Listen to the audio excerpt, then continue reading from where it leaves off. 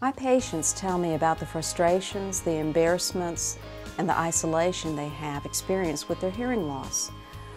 We all want to be connected to our family and friends, enjoy lifelong activities, and be able to manage our own lives.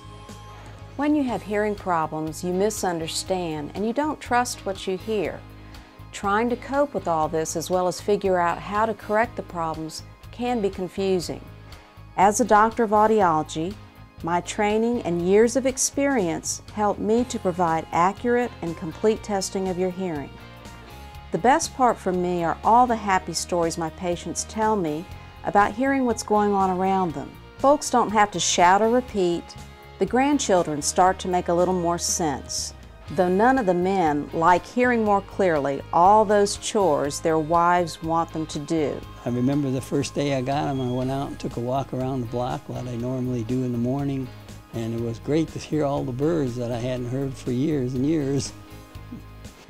Come into Family Hearing Center, meet me and the staff, and make these important decisions about your hearing in an informative, comfortable, caring way.